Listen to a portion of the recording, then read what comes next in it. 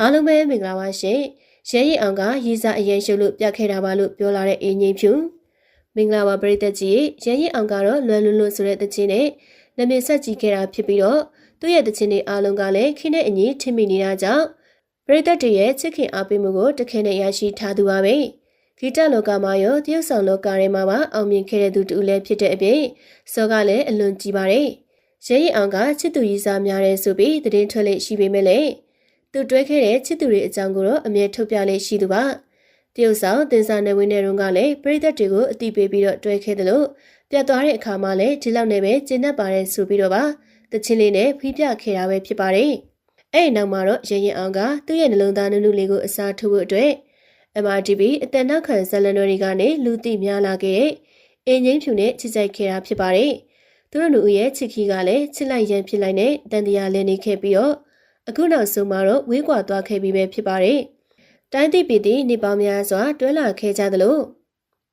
ဒီတစ်ခါမှာမြဲပြီလို့ထင်မှတ်ခဲ့ကြပေမဲ့လည်းအဆုံးမှာတော့စော်ပစ်ခံရသူဘဝနဲ့ထပ်မံပြီးတော့ကျေနပ်ခဲ့လိုက်ရတာပဲဖြစ်ပါတယ်။ဒီတစ်ခါမှာတော့အင်းကြီးဖြူကရဲရင်အောင်နဲ့လမ်းခွဲလိုက်တာကသူမအတွက်မှန်ကန်တဲ့ဆုံးဖြတ်ချက်ဖြစ်ပြီးတော့သဘောထားချင်းမတိုက်ဆိုင်တာများလို့လမ်းခွဲတယ်လို့အများကသိထားကြပေမဲ့လည်းတကယ်တမ်းမှာတော့အဖြစ်အပျက်တွေက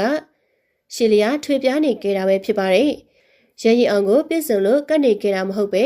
ချစ်လို့သာနှစ်တွေအများကြီးရှိလာခဲ့တာဖြစ်တယ်လို့လည်းသူမကဆိုခဲ့ပါတယ်။ဒါပေမဲ့လည်းရဲရင်အောင်ကသူမအတွက်ဆိုရင်တော့လုံးဝပြင်လာမဲ့လူမဟုတ်မှန်းသိလိုက်ရတဲ့အချိန်မှာတော့သူမဘက်ကနေလမ်းခွဲစကားပြောလိုက်ခဲ့တာပဲဖြစ်ပါတယ်။သူမရဲ့စကားတွေကြောင့်ပဲရဲရင်အောင်ကဖောက်ပြန်နေခဲ့တာလားဆိုပြီးတော့လူအများစုကထင်ကြသလိုနှစ်တွေအများကြီးတွေ့လာလေဖူးဆံမပါရင်ဝေးကြတယ်ဆိုပြီးတော့အချစ်ဆရာမကြီးတွေကတုံ့တက်နေကြတာပဲဖြစ်ပါတယ်။အခုချိန်မှာတော့အင်းကြီးဖြူနဲ့ရဲရင်အောင်တို့ကသူတို့ဘဝအသစ်တွေမှာတော့ဥခိမစူပြေလွတ်နေပြီးတော့တက်ဆိုင်ရာနယ်ပယ်တွေမှာတော့အောင်မြင်မှုရရှိဖို့ကြိုးစားနေကြတာပဲဖြစ်ပါတယ်။အင်းကြီးဖြူကရဲရင်အောင်နဲ့ပတ်သက်ပြီးတော့အကြောင်းအရာတွေကိုဖြေကြားလေးမရှိပဲအခုတစ်ခေါက်မှာတော့သူမကရဲရင်အောင်ကိုစကလုံးတွေနဲ့သွယ်ဝိုက်ပြောဆိုလာခဲ့တာပဲဖြစ်ပါတယ်။သူမကပကတနာတွေထက်နှွေးထွေးမှုကိုလိုချင်တဲ့သူဖြစ်ကြောင်းဝင်ကားငုတ်တိအလင်္ကာတွေတုံးပြီးတော့ဖြေကြားခဲ့တာဖြစ်ပါတယ်။လက်ရှိချိန်မှာတော့စင်ငယ်ဖြစ်နေပြီးတော့သူမအပေါ်မှာဂယုတစိုက်ချစ်ပေးပြီးတော့နားလည်ပေးမဲ့သူမျိုးဆိုရင်တော့လက်ခံမှုအသင့်ဖြစ်နေပြီဖြစ်တဲ့အကြောင်းကိုပါသူမကချစ်သူတွေရှာဖို့တော့ထွက်တော့မယ်ဆိုတဲ့အကြောင်းကိုပြောလာခဲ့တာဖြစ်ပါတယ်။ချစ်သူမိန်းကလေးတယောက်အနေနဲ့အတိမပြုခံရရင်ကျင့်တတ်ပါပြီဟုဆိုပြီးတော့အင်းကြီးဖြူကသူမရဲ့အခြေအနေကိုပြောပြလာခဲ့တာပဲဖြစ်ပါတယ်။အင်းကြီးဖြူကရဲရင်အောင်နဲ့တွဲစင်တုန်းကလည်းဖက်တွယ်ခဲ့မှုပြီးတော့သူမကိုချာနေသွားတယ်ဆိုတာကိုပါအများသိအောင်ထုတ်ဖော်ပြောသွားခဲ့တာကြောင့်ရဲရင်အောင်နဲ့အင်ဂျင်ဖြူရဲ့ကြားမှာတော့ပြဿနာအကြီးကြီးတစ်ခုကတော့ရှိနေကြတာပဲဖြစ်ပါတယ်။သူမရဲ့ဖြေကြားမှုတွေကိုတော့ရဲရင်အောင်ဘက်ကဘာမှပြောကြားလာခြင်းလည်းမရှိသလို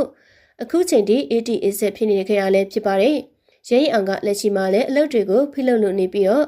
အချီးနဲ့ပတ်သက်ပြီးတော့လည်းတည်ငြိမ်လို့နေခဲ့တာပါ။သူရဲ့အမာခံပရိသတ်များကတော့ရဲရင်အောင်ကိုအလုပ်တွေလျှော့လို့စေချင်ပြီးတော့